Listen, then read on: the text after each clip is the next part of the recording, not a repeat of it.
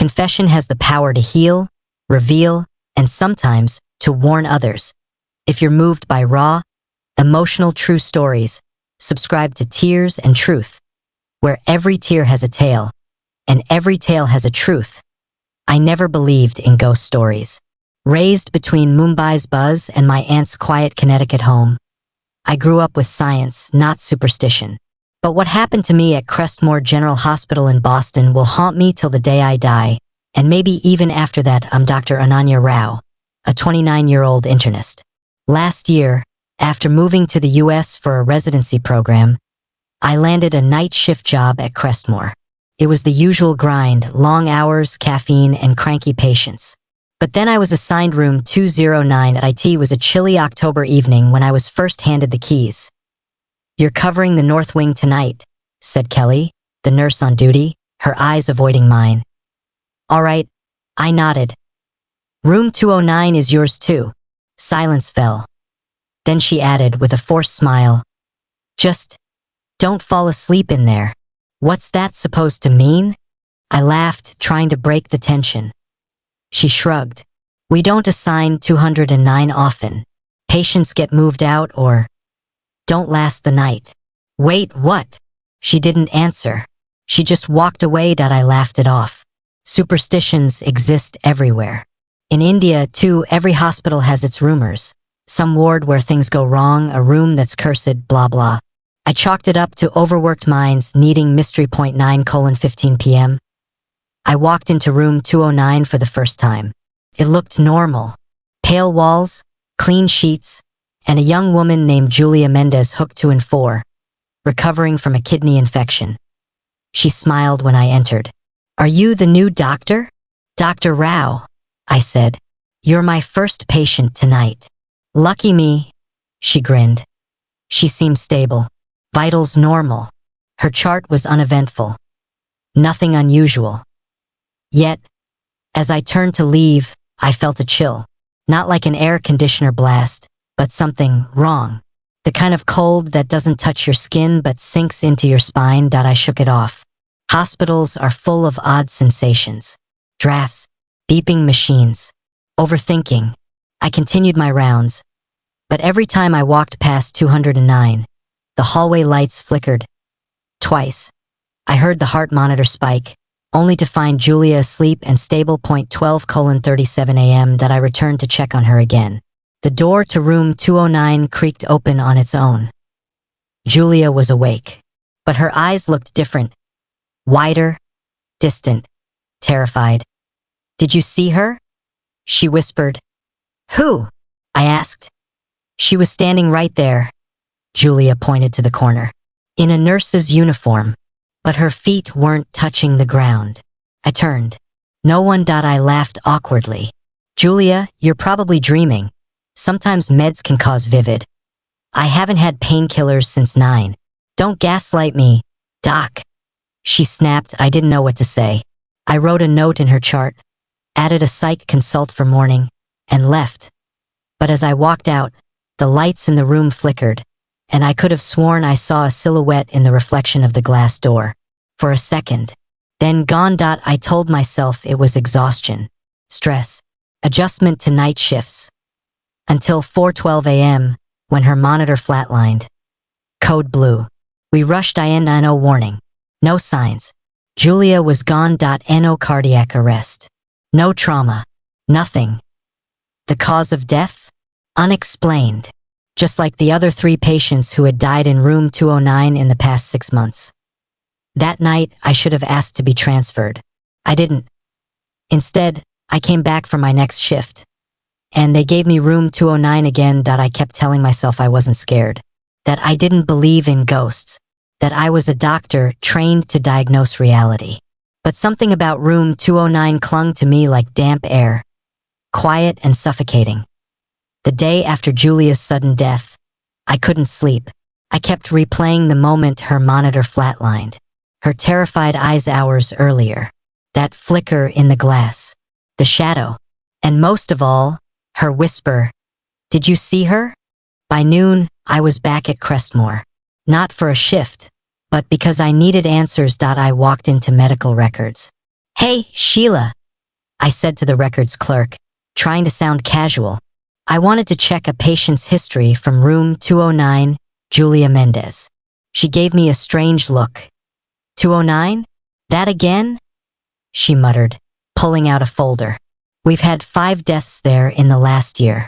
Always the same story, vitals fine, then suddenly gone. Like a switch flipped. That made my stomach knot. Can I see the records? I asked. She hesitated. I'm not supposed to. I was the attending. I added quickly. She nodded and handed me a thin manila folder. I opened it. The first death was a 78-year-old man named Albert Simmons. Congestive heart failure, stabilized. Died 2 days into his stay. No clear cause. The second, Trina D'Souza, 36, recovering from pneumonia. Collapsed on her 3rd night. Then a teenager, Amir Khan. Broken leg from a football accident. Dead in his sleep. And then Julia. All died between 3 a.m. and 5 a.m. All claimed to have seen someone in the room before dying. A floating nurse. A shadow. A whisper. Cold hands. Why is no one talking about this? I whispered. Sheila leaned in. Because no one wants to be the crazy doctor talking about ghosts. You mention room 209 too often, you end up transferred or worse, unemployed. Or in the psych ward. I left with the files photocopied and tucked under my coat. That evening, as the sky turned blood orange behind the Boston skyline, I walked into my apartment with a sense of unease. I kept thinking, what if this wasn't coincidence? What if something was really wrong with room 209? Still, I was scheduled again for the night shift. And again, I was given room 209. This time, my patient was a quiet old Indian woman named Mrs. Meenakshi Patel. Her daughter, Rima, had admitted her after a minor stroke. She's been stable all day, the nurse told me. But she's been talking weird. I entered the room. Mrs. Patel sat upright, her hands clasped in prayer. A small idol of Krishna sat beside her. Namaste, doctor, she said softly. Namaste, auntie. I smiled. Then she said something that made the hair on my arms rise. She comes here, every night. The nurse without eyes. I froze. Who? I asked. She floats. She cries. She screams when the sun is about to rise. She's searching. For what? Mrs. Patel looked straight at me. For the baby they took from her in this room. Goosebumps spread across my body. That night, I stayed in the hallway near room 209. I watched the monitors like a hawk. Mrs. Patel was fine. Vitals perfect. No alarms. 3:08 a.m. The lights in the hall dimmed, then flickered, then glowed blue. My heart pounded from inside the room. I heard Mrs. Patel chanting louder. I stepped inside. She was clutching her Krishna idol tightly. She's here, she whispered. Behind you. I turned. There was no one. But the room was freezing. The kind of cold that makes your lungs feel like they're cracking. Suddenly, Mrs. Patel gasped. Her heart monitor spiked. I shouted for the crash cart. We stabilized her. Barely. But as we wheeled her out, she grabbed my hand and said in a hoarse voice, she doesn't want me. She wants you. The doctor. That night, I called my mother in India. Ma, I said, do you believe that a place can be cursed? She was quiet for a moment. Then she said, places remember pain, beta, especially where a woman has suffered. The air itself holds the scream. I didn't sleep that day either. Because I now knew. I wasn't just treating patients in room 209. I was part of its story. The next night, I refused to sleep. I sat at my kitchen table. The file of room 209 deaths spread before me like a puzzle. Every case, every note, every time of death. I used a red marker to circle the similarities. Same hours, similar final words, same icy temperatures, the visions. And then I noticed something. Every single patient had been placed in the same exact bed in room 209. Bed B, near the window. I felt sick. I had a gnawing thought. Was there something in that room? Not spiritual, not mystical, but physical, like black mold, carbon monoxide, something science could explain. I returned to Crestmore early the next evening and convinced the janitor, Marcus, to let me into the room before my shift started. He hesitated but finally gave in. Room 209 was empty. Mrs. Patel had been transferred to ICU. The bed was stripped. The smell of antiseptic hung heavy in the air. "People say you're the first doc to keep coming back here willingly," Marcus muttered as he handed me a flashlight. "I don't believe in curses," I said. Even though my voice shook, the room was cold. Even colder than usual. I tapped along the wall behind bed B, knocking gently, listening. Hollow, hollow. Then a dull thud. I stopped. That section of the wall sounded different. Marcus looked up. "You heard that too?" I pressed my fingers along the wall seam. My hand brushed something odd. A crack, just above the baseboard. I pulled out a small pocket knife and slowly pried the section open. Dust exploded into my face. Inside, there was a small sealed tin box, rusted with time. Marcus stepped back. "Oh hell no. This feels like some horror movie." But I opened it. Inside was a blood-stained nurse's cap, folded neatly. Beneath it, a black and white photograph, worn and faded. A nurse holding a newborn, smiling. Scribbled on the back in shaky cursive. Nurse Eleanor Harding, 1958. Crestmore Maternity. Baby never returned to mother. They said stillborn. She knew the truth. My heart dropped. "I've seen that name," Marcus whispered. "Harding. That's the woman in the stories. The one who..." He stopped. "What?" I asked. He looked at me, eyes wide. "The one who killed herself. Right here. In 209. In 1960. They said she never left." I took the items to the hospital's archives that night. The older librarian, Janet, confirmed everything. Nurse Eleanor Harding had worked in the maternity ward. She was known to be kind, dedicated. But something changed after a stillbirth case.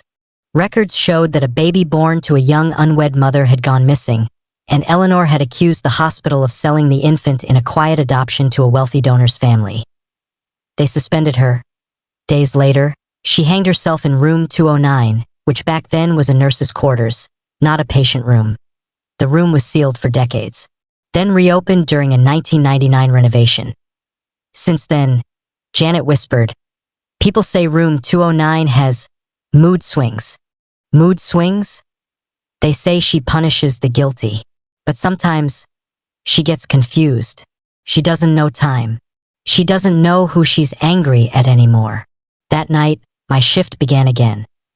They offered to let me swap wards. I refused. Because now, I had to face her. I had to finish her story. I placed Eleanor's nurse cap and the photo on the bedside table of room 209. Lit a candle beside them.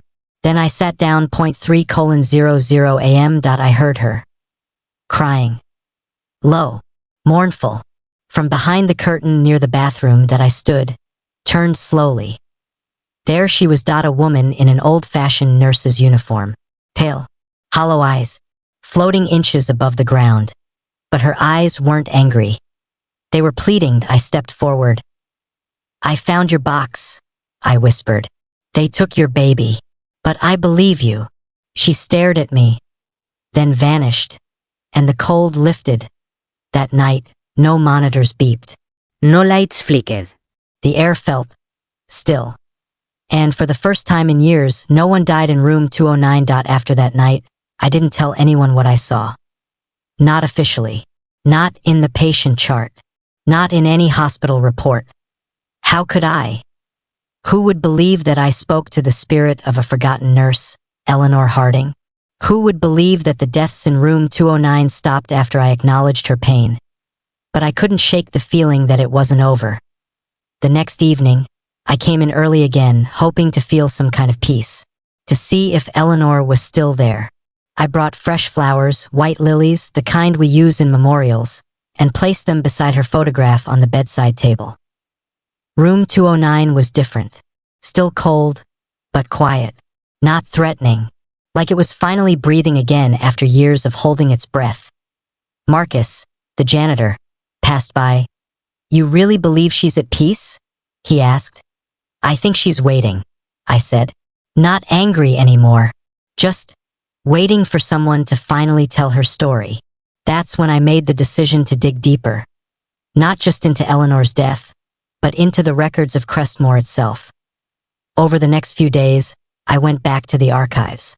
With Janet's help, I uncovered decades-old files, handwritten birth logs, sealed complaints, staff memos. So much of it had been deliberately erased or misfiled. But persistence paid off that I found Eleanor's disciplinary hearing notes. She'd accused the hospital board of falsifying records to hide the adoption of baby Patel. The name wasn't Indian, as I initially thought. The mother had been white. The baby's father was Indian. A scandal in the late 1950s. The child had vanished. The mother sent to a psychiatric home. The father deported. Eleanor had written multiple letters to the state board, trying to expose the truth. All unanswered. All ignored. Her final note was a single sentence, scrawled in barely legible writing. No one hears the crying but me. That broke something inside me. I sat in that archive room for hours, haunted by the fact that a woman tried to do the right thing and paid with her life. Worse, that her soul had been trapped in room 209 for over 6 decades. The next night, room 209 was occupied again. A man named Ravi Singh, 42, in recovery from cardiac surgery. He was soft-spoken, from New Jersey, and reminded me of my uncle. He had 2 daughters, he said. One just started college.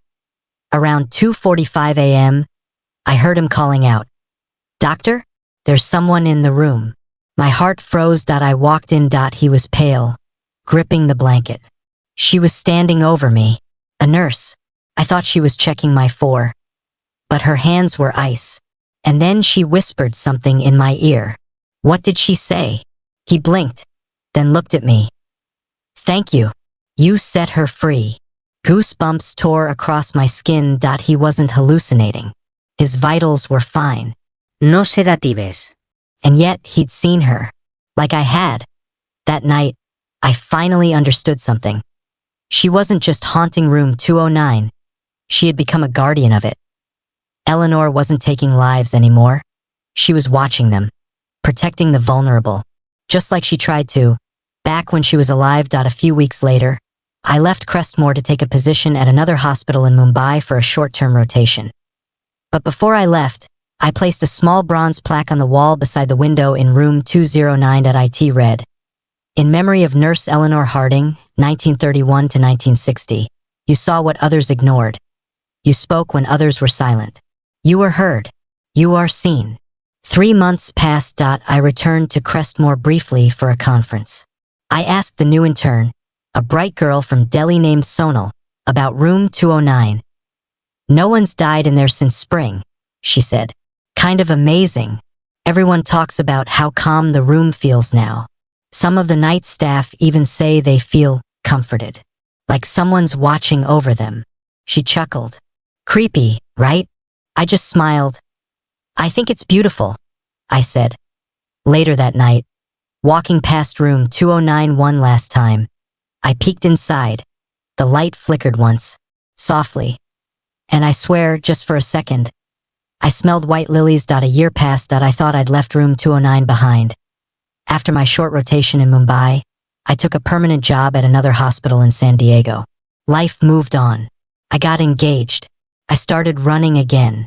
I finally stopped waking up at 3 a.m. in a cold sweat. But the story of room 209 stayed with me. Not like a ghost, but like a whisper. I didn't talk about it.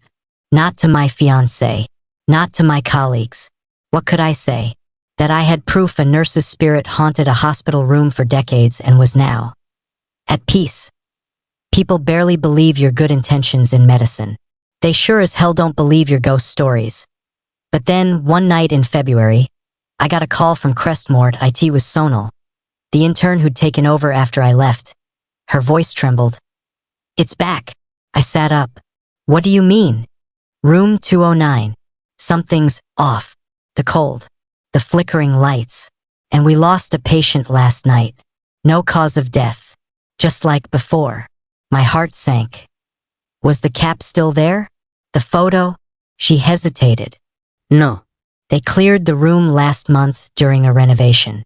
Said it was bad optics to keep a shrine. They tossed everything. The breath left my lungs. They'd erased Eleanor. Again. This time not just from records, but from memory. I'm coming. I said that I flew back the next day. Sonal met me in the lobby, dark circles under her eyes. 2 deaths. In 4 days. Same symptoms. Same hours. I walked into room 209. The air was ice. The plaque I had mounted had been removed. The bedside was empty. No lilies. No candle. No capítulo. No photograph. Just a bed. Waiting. I sat down, closed my eyes, let the silence settle. And then I whispered, Eleanor. I'm sorry. They took it away. But I didn't forget you. For a moment, nothing. Then, the lights above me buzzed. One flickered, then steadied. A gust of cold air rushed through the room, and I heard her voice again. Faint, wavering. They forgot me again. No. Y whisperat. I didn't. I reached into my coat pocket. I had printed a new photo from the archives. Eleanor holding that newborn. I placed it back on the table. I won't let them erase you again. And slowly, the cold lifted. That night, room 209 was calm. No deaths. No sounds. Just silence. 6 months later, I published Eleanor's story anonymously in a medical journal. I didn't include the supernatural elements, just the truth. About the unethical adoptions, the silenced nurse, the injustice. It went viral. Dozens of hospitals started re-examining their own records. 2 families reconnected with long-lost children. The Patel case reopened. And finally, Eleanor Harding was recognized. A new plaque was mounted in room 209. This time, the administration approved it. It read, Eleanor Harding, RNA voice for the voiceless. May her spirit continue to protect those in need. I visited one last time. Left fresh lilies. The air was warm, and as I turned to leave, I felt something. A hand. Rest gently on my shoulder. No fear. Just peace. Some rooms don't need exorcisms. They just need the truth.